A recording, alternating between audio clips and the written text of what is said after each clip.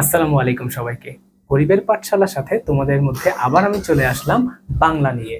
আজকে আমরা পড়ব কিছু সমাস, অর্থাৎ কিছু সমস্ত পদের ব্যাস বাক্য নির্ণয় করব আজকে আমরা। তাহলে আসো আমরা আগাই। কি কি শব্দের ব্যাস বাক্য আজকে আমরা নির্ণয় করব? নিবৃক্ষ, শতবর্ষ, হরতাল, আকণ্ঠ, রক্তারক্তি, রাজপথ এবং প্রাণ পাখি। এই 7টা শব্দের আজকে আমরা ব্যাস বাক্য এবং এটা কি ধরনের সমাস এগুলো আজকে আমরা জানবো। এইটুকু হচ্ছে আমাদের কাজ। একটা হচ্ছে ব্যাস বাক্য বের করা এবং আরেকটা হচ্ছে কি ধরনের সমাস সেটা নির্ণয় করা। তাহলে আসলে আমরা আগাই। নিবৃক্ষ, নিবৃক্ষের ব্যাস বাক্য দাঁড়াচ্ছে হচ্ছে নিব নামক বৃক্ষ। যেমন এখানে যে ঘটনাটা ঘটছে এটাকে আমরা বলছি মধ্যপদালোপী কর্মধারয় সমাস, অর্থাৎ ব্যাস বাক্যের মধ্যপদ লোপ পাবে। এই যে এইখানে হচ্ছে আসল কথাটুকু, এটা এক ধরনের কর্মধারয় সমাস। তাহলে কি হলো? নিপ নামক বৃক্ষ, নিব বৃক্ষ। তাহলে আমরা আরো কয়েকটা উদাহরণ দেখি। যে সাহিত্য সভা, কি হলো? সাহিত্য বিষয়ক সভা। তাহলে এখান থেকে এই বিষয়ক শব্দটা লোপ পেয়ে গেল, ও লোপ পাওয়াতে এটা হয়ে গেল সাহিত্য সভা। স্মৃতি রক্ষার্থে সৌধ, দেখো প্রত্যেকটা বার আমাদের কি হচ্ছে, প্রত্যেকটা বার আমাদের যে মাঝখানের পদ, সেই মাঝখানের পদটা লোপ পেয়ে যাচ্ছে। এরকম আমরা আরো পড়েছিলাম, আমরা সিংহাসন পড়েছিলাম।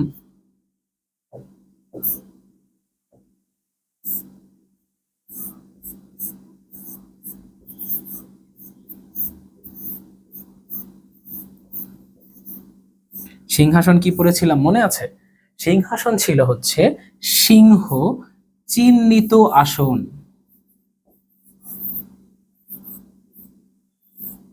এটা ছিল আমাদের মধ্যপদ। আমাদের মধ্যপদের সামনে ছিল হচ্ছে সিংহ এবং শেষে ছিল হচ্ছে আসন। আরো একটা জিনিস, এটা যেহেতু কর্মধারয় সমাস, কর্মধারয় সমাসের সব সময় পরপদ বা উত্তর পদের অর্থের প্রাধান্য থাকে। এটা একটু মনে রাখলেই হলো। তাহলে এটা গেল আমাদের প্রথম উদাহরণ। আমরা পরেরটায় চলে যাই। পরেরটা বললো শতবর্ষ। শতবর্ষকে যদি আমরা ব্যাস বাক্য করি, ব্যাস বাক্যটা বের হয় যে শতবর্ষের সমাহার। দেখো তো ব্যাস বাক্যটা কি দিয়ে শুরু হচ্ছে? সংখ্যা শত, শত মানে হচ্ছে 100। আমরা যখন যে কোনো পদে কোনো সংখ্যা দেখব, সংখ্যা দিলে আমাদের কাছে অপশন হয়ে যায় দুইটা।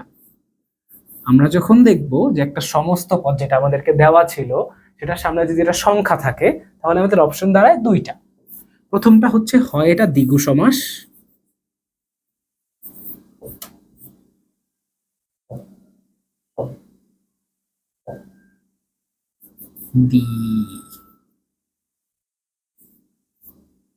হয় এটা দ্বিগু সমাস, অথবা এটা হচ্ছে সংখ্যাবাচক বহুব্রীহি সমাস।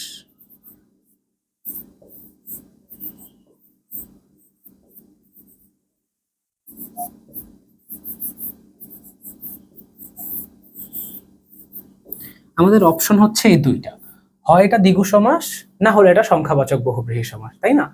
এখন আমরা তো জানি যে বহুব্রীহি সমাস মানে হচ্ছে আমাদের যে পূর্বপদ বা আমাদের যে পরপদ কারো অর্থই আমরা এখানে খুঁজে পাবো না, আমরা একটা সম্পূর্ণ ভিন্ন অর্থ খুঁজে পাবো। তাহলে দেখো শতবর্ষ দিয়ে সরি, এইটা হচ্ছে আমাদের পরপদ। আচ্ছা আসো, তাহলে শতবর্ষ দিয়ে, শতবর্ষ আসলে বছরকেই বুঝাচ্ছে, 100 বছর। আর এখানে আমাদের পরপদও কিন্তু বছর, তার মানে এখানে অর্থের প্রাধান্য রয়ে গেল। তার মানে এটা সংখ্যাবাচক বহুব্রীহি হচ্ছে না, অর্থাৎ এটা দ্বিগু সমাস। দ্বিগু সমাস আমরা কিভাবে চিনবো? মিলন বা সমাহার অর্থে, সমষ্টি করার অর্থে যখন সংখ্যাবাচক শব্দের সাথে বিশেষ্য পদের সমাস হয়, তখন আমরা বছর একটা বিশেষ্য পদ, বিশেষ্য পদের সমাস হয়, তখন আমরা তাকে বলবো হচ্ছে দ্বিগু সমাস।